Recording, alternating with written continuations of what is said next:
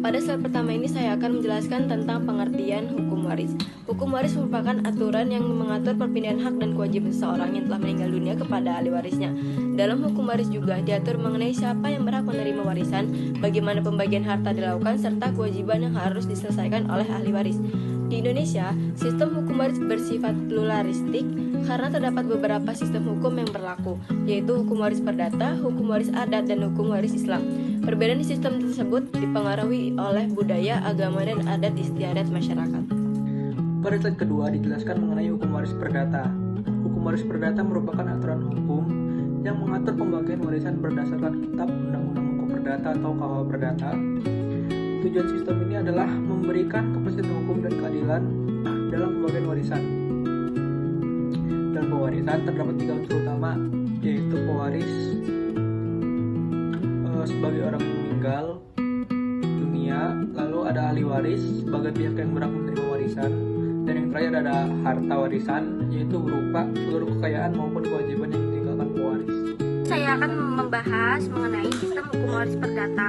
Dalam hukum waris perdata terdapat beberapa asas penting, yaitu asas individual, asas bilateral, asas prioritas, dan asas kematian. Asas individual berarti setiap ahli waris memperoleh bagian masing-masing secara pribadi. Asas bilateral berarti seseorang dapat menerima warisan dari pihak ayah maupun ibu.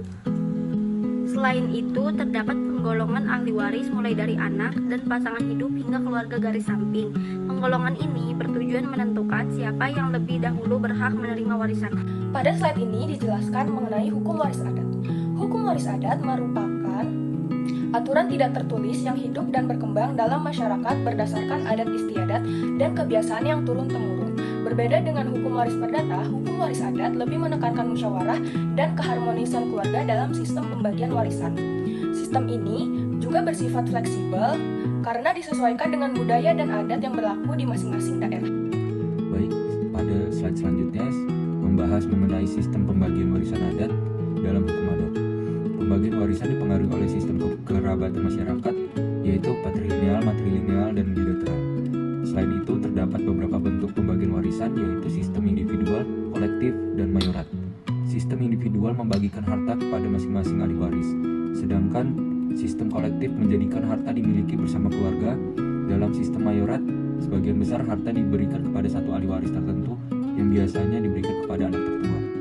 Apabila terjadi sengketa, penyelesaiannya lebih mengutamakan musyawarah keluarga. Pada slide ini dijelaskan mengenai perbandingan hukum waris perdata dan hukum waris adat. Hukum waris perdata memiliki aturan tertulis yang jelas sehingga lebih memberikan kepastian hukum. Pembagian warisan juga dilakukan secara individual sesuai ketentuan dalam KUH Perdata.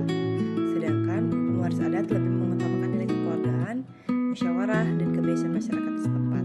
Walaupun memiliki perbedaan, kedua sistem tersebut sama-sama bertujuan menciptakan keadilan dan ketertiban dalam pembagian warisan.